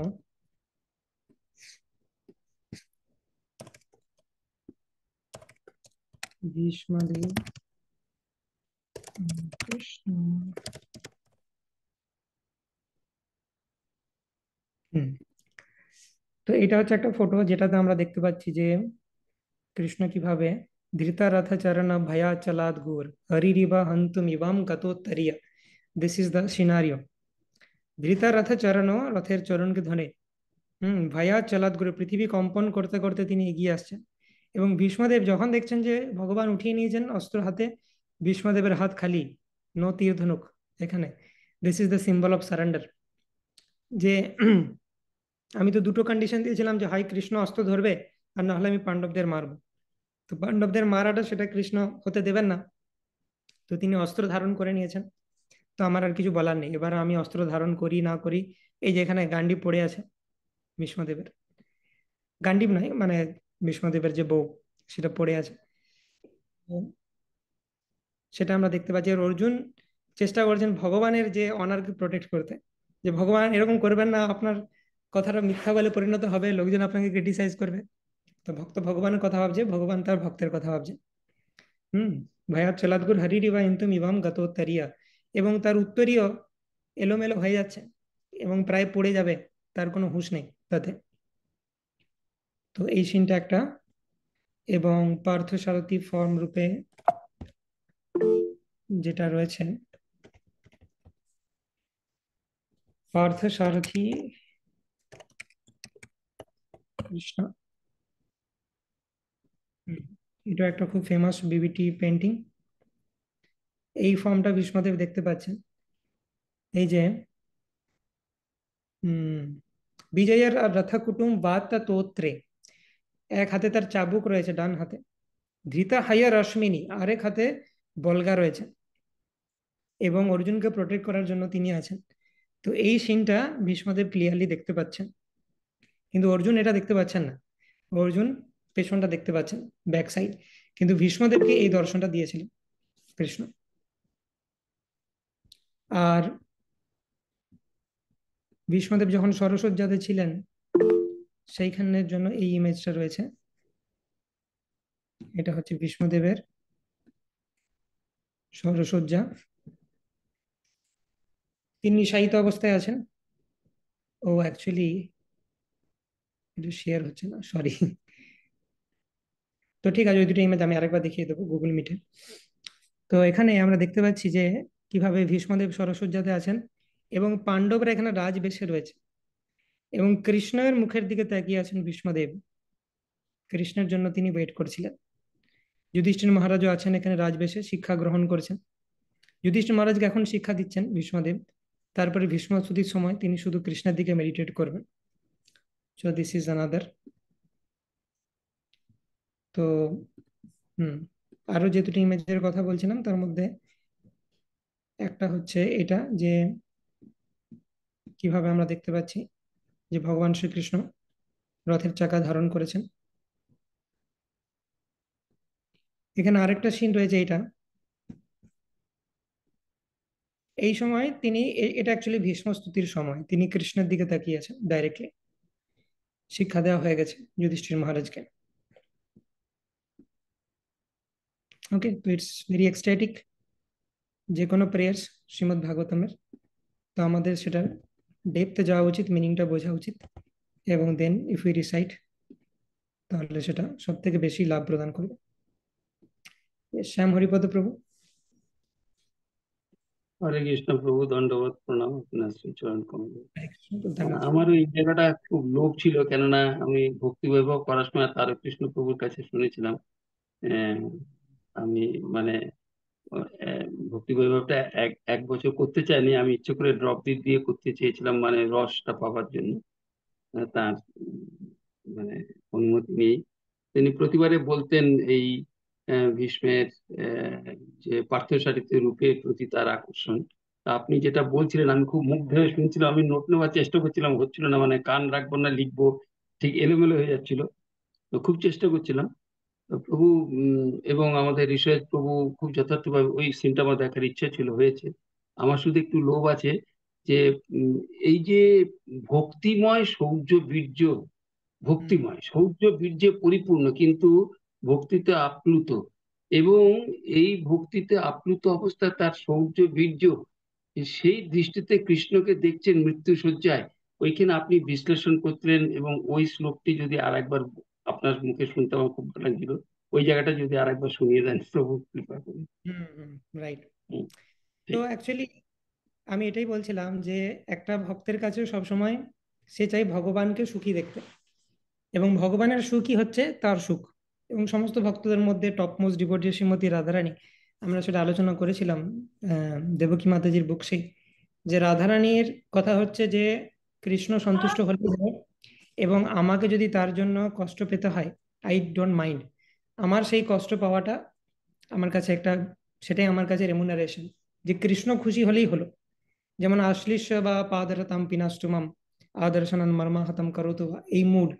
তো সেরকমই ভক্ত সবসময় চাই ভগবান গ্লোরিফাইড হচ্ছে এই ফর্মটা দেখতে। তো অনেক কিছু সিন বর্ণনা করলেন যেগুলো সবই ভীষ্মদেবের হৃদয়ে দাগ কেটেছে, কিন্তু ওই সময়টাই ভীষ্মদেব অত্যন্ত আনন্দিত হয়েছিলেন। মানে ব্যাপার হচ্ছে এরকম হয়তো যে ভীষ্মদেব যেহেতু হস্তিনাপুরের সিংহাসনের প্রতি লয়াল, তার অনেক ক্ষেত্রেই হাত পা বাঁধা ছিল। যেমন দ্রৌপদীর বস্ত্রহরণের সময় তিনি কিছু বলতে পারেন, ঠিক আছে, অনেক কিছু অধর্ম চলছে কিন্তু তিনি কিছু বলতে পারছেন না, তার কারণ তার হাত পা বাঁধা অনেক রকম ভাবে। তো তিনি, তার ভেতরে অনেক কিছু ইনার ডিজায়ার রয়েছে যে ধর্মের পথে চলুক সবাই, সবকিছু ভালো হোক, কৃষ্ণের গ্লোরিফিকেশন হোক ইত্যাদি, কিন্তু সব ডিজায়ার সবসময় ফুলফিল হয় না, সেগুলো তিনি সহ্য করেছেন। তো তার মনে এটা একটা বিশাল ডিজায়ার ছিল যে বাকি কিছু হোক না হোক কৃষ্ণকে যেন যথাযোগ্য সম্মান দেওয়া হয়। তো সেইটা তিনি সফল হতে দেখে অত্যন্ত আপ্লুত হয়েছিলেন, যে বাস আর কিছু চাই না, কৃষ্ণ গ্লোরিফাইড হচ্ছে, তাহলে আমি হ্যাপি। অ্যাটলিস্ট আমার একটা ডিজায়ার তো ফুলফিল হলো, আমার হাত পা বাঁধা রয়েছে, অনেক কিছু ফুলফিল নাও হতে পারে, কিন্তু অ্যাটলিস্ট এই ডিজায়ারটা ফুলফিল হয়ে গেল যে আমার প্রভু হ্যাপি। বাস সেইটুকু যদি আমি দেখে যেতে পারি, তো সেই সিনটাকে তিনি ক্যাপচার করে রেখেছিলেন, কারণ সেইটা তার কাছে সব থেকে আনন্দের মুহূর্ত ছিল, যে কৃষ্ণকে অগ্র পূজা দেওয়া হচ্ছে এই সেরিমনিতে, সবাই অ্যাকসেপ্ট করছে কৃষ্ণ সুপ্রিমেসি। এর থেকে বড় আনন্দের আর কিছু হতে পারে না। ইভেন আমরা যখন দেখি কোনো আম, একটা অ্যাসেম্বলিতে গিয়ে, সেখানে হয়তো তারা ভগবান সনাতন ধর্ম ইত্যাদি মানে না, সেখানে যদি আমরা বা কোনো একজন ভক্ত কৃষ্ণের সুপ্রিমেসিকে এস্টাবলিশ করে, আমরা বিশাল আনন্দ পাই। যেমন রিসেন্টলি আমরা দেখতে পাবো যে অমোঘলীলা প্রভু বিভিন্ন জায়গাতে ইন্টারভিউ দিচ্ছেন। তো তিনি যেভাবে বিভিন্ন ধরনের যে সনাতন ধর্মের বিরোধী যে পন্থা, সেগুলোকে খণ্ডন করে কৃষ্ণকে এস্টাবলিশ করছেন, এটা আমাদের হৃদয়ে অনেক আনন্দ দান করে। ঠিক সেই রকম মুড হচ্ছে ভীষ্মদেবের, যে অনেক রকম অনেকের বিভিন্ন ওপিনিয়ন ছিল। শিশুপাল তো গালাগালি করছে কৃষ্ণকে ইত্যাদি, সেগুলো শুনতে ভালো লাগছে না ভীষ্মদেবের, কিন্তু আলটিমেটলি যে কৃষ্ণকে অগ্রপূজা দেওয়া হয়েছে, এইটা ভীষ্মদেবের কাছে অত্যন্ত একটা স্যাটিসফ্যাকশন ছিল। কারণ বেশিরভাগ সময়ই ভীষ্মদেবকে মর্মাহতই হতে হচ্ছে। তিনি এতটাই ডিউটি বাউন্ড যে তিনি কিছু বলতে পারছেন না, এবং বেশিরভাগ সময়তেই তিনি যা চাইছেন তার অপোজিট হচ্ছে কিছু। এই যে দুর্যোধন যুদ্ধ লেগে যাচ্ছে, এটা তিনি চাননি, বা তাকে পাণ্ডবদেরকে হত্যা করতে হচ্ছে। তো বহু না চাওয়া মোমেন্ট রয়েছে তার লাইফে, কিন্তু তার মধ্যে সোলেস হচ্ছে কৃষ্ণের ওই গ্লিমসেস অফ দর্শনগুলো। আর তার মধ্যে একটা খুব স্পেশাল ফিলিংস রয়েছিল যখনই অগ্রপূজা দেওয়া হয়েছিল, সেইটা একমাত্র ভীষ্মদেবের খুব ভালো লেগেছিল। তার লাইফের মধ্যে আরো অনেক কিছু হতে পারে, কিন্তু এটা হচ্ছে তার মধ্যে প্রধান, যেটা ভীষ্মদেবের কাছে একটা অত্যন্ত আনন্দের মোমেন্ট ছিল। তো সেই জন্য সেই আনন্দের মোমেন্টের উপর তিনি মেডিটেট করে ভগবানকে যথাযোগ্য সম্মান দেওয়া হচ্ছে, এইটা ভাবতে ভাবতে তিনি পার্থসারথী লোকের প্রতি গমন করতে চাইছিলেন। ওকে। তো হরে কৃষ্ণ, কিন্তু ওই শ্লোকটি আপনি আর একবার পড়ুন, মানে আচ্ছা, এটাই খুব খুব বিউটিফুল লাগছে। শিওর। তো লাস্টের দুটো শ্লোক, मुनिगण नृपवर्य संकुलिन्त सदसि युधिष्ठिरराजसु य एषाम् अर्हनमुपपेद ईक्षणीयो मम दृशिगोचर एष वीरात्मा। অর্থাৎ মুনিগণ নৃপবর্য সবাই ছিল সেই যুধিষ্ঠিরের রাজসীয় স্যাক্রিফাইসের সভাতে, এবং অর্হানম উপবেদা ভগবান শ্রীকৃষ্ণ অ্যাকসেপ্ট করেছিলেন তাকে যে যথাযোগ্য সম্মান দেওয়া হচ্ছে অগ্রপূজা। ওফ দ্যাট সিন ইজ ঈক্ষণীয়। সেটা আমার দেখার মতো বস্তু। এবং মম দৃশ্যি গোচর এষা আবিরাত্মা, সেটা আমি প্রত্যক্ষভাবে সেটা দর্শন করতে পেরেছিলাম এবং সেটার উপরই আমি মেডিটেট করতে চাই। তো এইটা বলে তিনি সমাধিতে প্রবেশ করেছেন। তামিমমহমজম শরীর ভাজম হৃদি হৃদি ধিষ্ঠিতমাত্মকল্পিতানাম प्रतिदृशमिव नैकाधारकमेकं समधिगतोऽस्मि विधूतवेदमोह। তো সেই কৃষ্ণ আমার সামনে এখন উপস্থিত হয়েছেন, আমি তার উপর মেডিটেট করে দেহত্যাগ করতে চাই। এবং এই কৃষ্ণ এই প্রত্যেকের হৃদয়ে পরমাত্মা রূপে অবস্থিত, তিনি সবই জানেন। ঠিক যেমন সূর্য বিভিন্ন জলাশয়ে প্রতিফলিত হয়, তো এইভাবে মেডিটেট করতে করতে ভীষ্মদেব সমাধিগতোস্মি অর্থাৎ সমাধিতে প্রবেশ করেন এবং তার সমস্ত মোহ এবং জড় জগতের দ্বৈত ভাব থেকে মুক্ত হন। মানে ভীষ্মদেব বলছেন, এবার আমি শান্তি পেলাম, আর আমাকে ডিউটির জন্য কোনো অধর্মের সাইড নিতে হবে না, মাই রোল ইজ ওভার। যদি আমি কৃষ্ণের ইচ্ছা পূরণ করার জন্য এই রোলটা নিয়েছিলাম, কিন্তু অত্যন্ত কষ্ট করেছিল এটা, সেবাটা, কিন্তু তবুও আমার প্রভু এটাতে খুশি হবেন, তো কষ্ট আই ডোন্ট মাইন্ড। কিন্তু এরপর আমি এই রেসপন্সিবিলিটি থেকে মুক্ত হয়ে পার্থ সারথী লোকে গিয়ে ভগবানকে সেবা করতে পারবো। অপূর্ব প্রভু, এই যে মানে ভীষ্মদেবের অপ্রকট হয়ে যাচ্ছেন তার এই ভাবনা নিয়ে এত সুন্দর পিকচার্স কেউ আপনি যা ফুটিয়ে তুললেন, এত সুন্দর। আহ বড় চমৎকার যে একজন ভক্ত তিনি ভগবানের লোকে যাচ্ছেন কি পরম শান্তি নিয়ে। আহ, অপূর্ব প্রভু, খুব এক কথায় খুব এক্সট্যাসি আছে, এটা শুনতে শুনতে এক্সট্যাসি তো লাগছিলই। আপনাকে অনেক ধন্যবাদ প্রভু, হরে কৃষ্ণ, ধন্যবাদ প্রণাম। ধন্যবাদ প্রভু। প্রশান্ত প্রভু। হরে কৃষ্ণ প্রভু। হরে কৃষ্ণ। আহ, আপনার শ্রী চরণ কমলে ধন্যবাদ প্রণাম জানাই। প্রভু, একটা জিনিস কিউরিসিটি জেনে জানতে ইচ্ছা করছে আপনার শ্রীমুখ থেকে। সেটা হচ্ছে, মহারাজ যুধিষ্ঠির রাজসূয় যজ্ঞের সময় সমস্ত মুনি ঋষিদের দ্বারা ভগবান শ্রীকৃষ্ণের অগ্রপূজা হচ্ছিল। তো হুম ভীষ্মদেব তো তখন কুরুক্ষেত্রের রণাঙ্গনের তীরবদ্ধ অবস্থায় সরসজ্জায় ছিলেন। তো হুম তিনি কিভাবে তার এই দৃশ্য মানে অনুভব, মানে কিভাবে এটা বর্ণনা করছেন? নো, অ্যাকচুয়ালি এরকম নয় ব্যাপারটা যে, আচ্ছা আচ্ছা, হ্যাঁ, এখানে একটা কনফিউশন আছে। তো এই কনফিউশন আমারও ছিল, আমারও কোয়েশ্চেন ছিল সেটাই। তো রাজস্বীয় স্যাক্রিফাইস যখন হচ্ছে, তখন কুরুক্ষেত্র যুদ্ধের পরে নয় সেটা, ও ওটা কুরুক্ষেত্র যুদ্ধের আগে। ঠিক আছে, তো আচ্ছা সেইখানে অ্যাকচুয়ালি মনে আছে পাণ্ডবদেরকে ইন্দ্রপ্রস্থ বলে একটা জায়গা দেওয়া হয়েছিল, খান্ডবপ্রস্থকে তারা ইন্দ্রপ্রস্থ বানান, সেই সমতে হ্যাঁ, অ্যারেঞ্জ হয়েছিল। এবং সেইখানে দুর্যোধনও ছিলেন, দুর্যোধনকেও কিছু কিছু সেবা দেওয়া হয়েছিল। তো রাজসূয় যজ্ঞের সময় যুধিষ্ঠির মহারাজ এই যজ্ঞটা করার ছিলেন এবং বিভিন্ন জনকে তিনি বিভিন্ন সেবা দিচ্ছিলেন। তখন দুর্যোধন এবং কৌরবরা বেঁচে ছিল কুরুক্ষেত্র যুদ্ধের আগে। তো তখন ভীষ্মদেব সেখানে সশরীরে উপস্থিত ছিলেন। এবং সেখানেও একটা ইম্পর্টেন্ট জিনিস রয়েছে যে ভগবান কৃষ্ণও ছিলেন সেখানে, তিনি একটা স্পেশাল সেবা নিয়েছিলেন। তো বিভিন্ন জনকে বিভিন্ন সেবা দিচ্ছেন যুধিষ্ঠির মহারাজ, কাউকে ফাইন্যান্স, অ্যাকাউন্টস, গেস্ট রিসেপশন ইত্যাদি। শ্রীকৃষ্ণ নিজের থেকে বললেন, আমি একটি সেবা করব, আমি সমস্ত অতিথিদের যে পাদুকা সেগুলোকে অ্যারেঞ্জ করে রাখবো। অর্থাৎ সমস্ত গেস্টদের যে জুতোগুলোকে সাজিয়ে রাখার সেবাটা ভগবান নিয়েছিলেন। তো এভাবে দেখতে পাচ্ছি যে কত মিনিয়ালি ভগবান তার ভক্তকে সার্ভ করতে চান। তো সেই জন্য ওইটা অ্যাকচুয়ালি কুরুক্ষেত্র যুদ্ধের আগের কথা এবং ভীষ্মদেব সেখানে উপস্থিত ছিলেন। হরে কৃষ্ণ। হ্যাঁ, থ্যাংক ইউ প্রভু। হরে কৃষ্ণ। ধন্যবাদ প্রভু। ওকে, শ্রী শ্রীরাজ প্রভু। হরে কৃষ্ণ প্রভু, ধন্যবাদ প্রভু। আমার দু তিনটে কোশ্চেন আছে যে ভীষ্মদেব মানে এত ডিউটি বাউন্ড, এত দিন ধরে, এত মানে আউটওয়ার্ডলি দেখতে গেলে এত ডিউটি বাউন্ড ছিলেন, কিন্তু ভিতরে ওনার হৃদয়টা এত ভক্তিপূর্ণ, মানে এত মানে কৃষ্ণের প্রতি অ্যাট্রাক্ট করে আছেন। তো হুম। এটা মানে মানে এই জিনিসটা কিভাবে ডেভেলপ হবে? মানে তো এমনিতে তো আমরা ক্যারেট হয়ে যাই, আর আমরা তো মানে বাইরে দেখাই কিন্তু ভিতরে হয় না কেন, মানে বাইরেই দেখাচ্ছেন না কিন্তু ভিতরে এমনি হয়ে আছেন। তো এই মানে স্কিলটা অ্যাকচুয়ালি ভীষ্মদেব হচ্ছেন মাহির। তো যেমন আমরা যশোদা মা কোনোদিন হতে পারবো না, শ্রীমতী রাধারানী হতে পারবো না, তো ভীষ্মদেবের মতো এক্স্যাক্টলি হওয়া ইজ ভেরি ডিফিকাল্ট, কারণ ভীষ্মদেব ভগবানের নিত্য পার্ষদ, ইটারনালি পারফেক্ট ডিভোটি। তো অ্যাকচুয়ালি ভীষ্মদেবের আমরা আমরা এই জিনিসটার উপর মেডিটেট করতে পারি, ভাবতে পারি ভাগবত ইজ নট অনলি ফর পড়ে চলে গেলাম, ভুলে গেলাম, 1 ঘন্টা দিয়ে দিয়েছি, সাধনা হয়ে গেছে। No, Bhagavat is for meditation. তো ভাবো একবার যে ভীষ্মদেব অপোজিট পার্টিতে এসেছেন, অথচ তার হৃদয়ে কৃষ্ণের প্রতি বিশাল একটা আকর্ষণ। তো তিনি কৃষ্ণকে যখন দেখছেন, ওই মোমেন্টগুলো যে তিনি ক্যাপচার করে রাখছেন, সেটাও ওনাকে সবার দৃষ্টি এড়িয়ে একবার এরকম করে দেখতে হচ্ছে, বা এমন নজরে তাকাতে হবে যেন আই ডোন্ট কেয়ার। কিন্তু সেই নজরের মাধ্যমে তিনি কৃষ্ণের যে সৌন্দর্য সেটাকে পান করেছেন। তো এটার মধ্যে অনেক স্যাটেলটি রয়েছে, যে হয়তো যদি দুর্যোধন তাকিয়ে আছে, দেখি কৃষ্ণকে কেমন করে দেখছে। তো এগুলোকে ডিচ করে ভীষ্মদেবকে হয়তো 1 সেকেন্ডের জন্য তিনি কৃষ্ণের দিকে তাকাতে পারেন, বেশি তাকালে ভাবে ও কৃষ্ণের প্রতি বায়াসড। তো সেই 1 সেকেন্ডের মধ্যেই যা দেখার দেখে নিতে হবে, সেই সিনটাকে হৃদয়ে সেভ করে রাখতে হবে।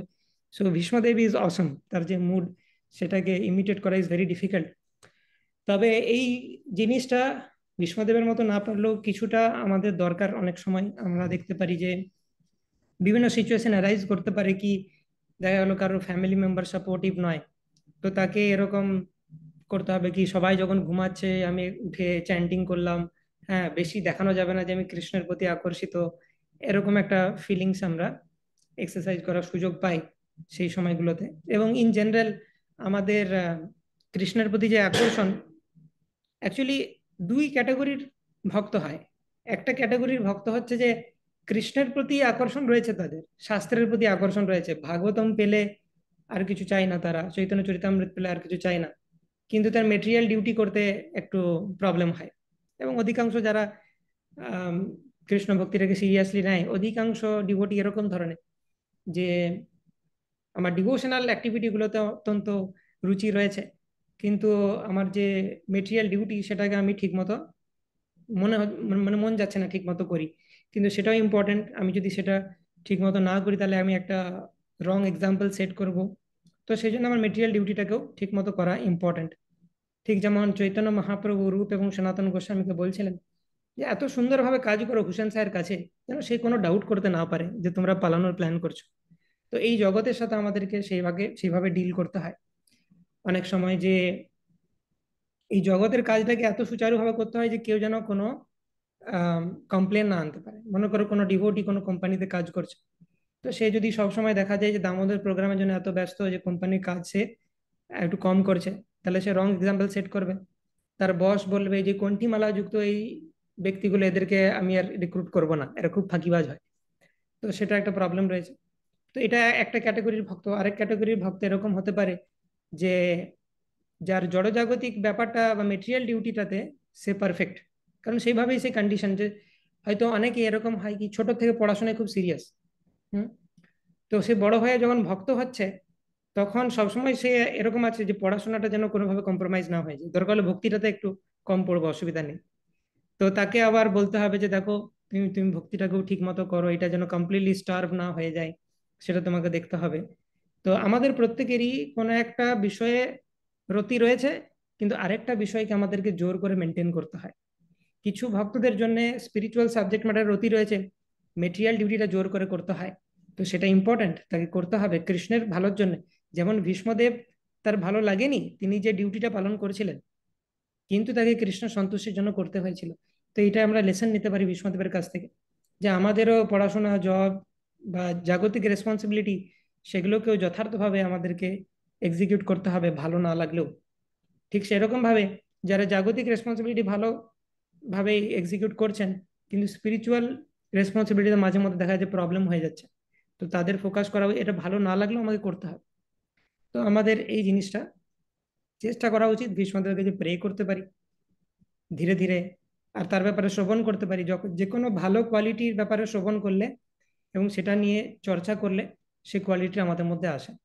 কারোর খারাপ কোয়ালিটি নিয়ে চর্চা করলে সেই কোয়ালিটি আমাদের মধ্যে আসবে। তো ভালো বা খারাপ এই ভীষ্মদেবের সম্বন্ধে আমরা চর্চা করতে পারি, তাহলে সেই কোয়ালিটি আসতে পারে। এবং সব থেকে বড় কথা, বৈষ্ণবদের অ্যাসোসিয়েশন থেকে অনেক কিছু পাওয়া যায়, শেখা যায় চোখের সামনে তাদের দেখে। তো এইভাবে আমরা করতে পারি। প্রভু ভীষ্মদেব ছিলেন মানে বীর্য রসে, তো আমরা এই যে প্রেয়ার্সটা, এটা আমাদের যে আমাদের গৌড়ীয় সম্প্রদায়ের যে আছে হুম চারটা রসের মধ্যে, এগুলো কিভাবে মানে আমরা ডাইভ ইনটু করতে পারবো একটু? যে কোনো প্রেয়ার যে কোনো রসে তুমি দেখতে পারো, কোনো অসুবিধা নেই। যেমন বিশ্বনাথ চক্রবর্তী ঠাকুর এর মধ্যে মাধুর্য রস দেখিয়েছেন, হুম। একটা ভার্সে আমরা দেখলাম। তো হুম। স্পিরিচুয়াল যে কোনো সাবজেক্ট ম্যাটার, সেটা যার যেরকম কনসেপশন ভগবানের, যার যেরকম ভগবানের সাথে রিলেশনশিপ, সে সেরকম ভাবে রিলেট করতে পারে। যেমন এই প্রসঙ্গে একটা খুব সুন্দর লেকচার আছে অমরেন্দ্র প্রভু, দি আইডেন্টিটি অফ গোবর্ধন হিল, এই তত্ত্বটাকে এস্টাবলিশ করেন।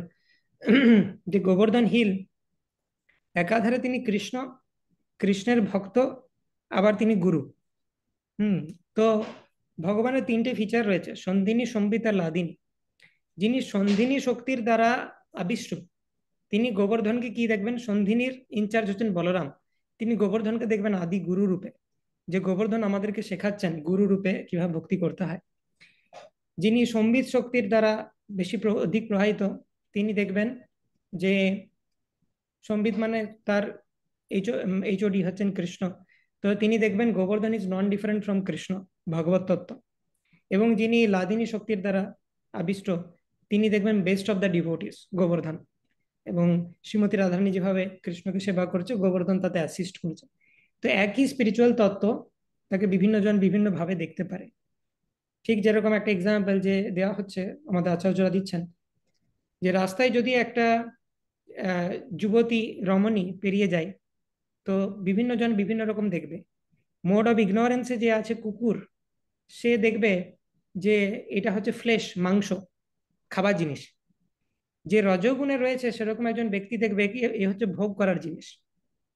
আর যে সত্যগুণে রয়েছে, সে একই ব্যক্তিকে দেখবে, ও এ হচ্ছে একটা spirit soul covered by material body. তো এইটা হচ্ছে একই বস্তু, তিনজন বিভিন্ন চেতনাতে রয়েছে তাদের দৃষ্টি। তো ঠিক সেই রকম ভাগবতমের প্রেয়ার গুলো, যার যে রস, সে সেই রসে রিলেট করতে পারবে। তো আমাদের এখন অন্য রসগুলোর কথা ভাবার দরকার নেই। আমাদের ভক্তির বেশ বলা হয় দাস্য রসকে, প্রথমে দাস্যে অধিষ্ঠিত হওয়া উচিত।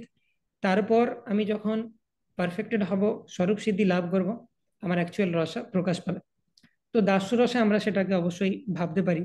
যে যেমন যখন যুধিষ্ঠির মহারাজ রাজসীয় যজ্ঞে অগ্রপূজা দেওয়া হচ্ছিল, সেখানে কৃষ্ণ হচ্ছেন সুপ্রিম, আমি তার প্রভু।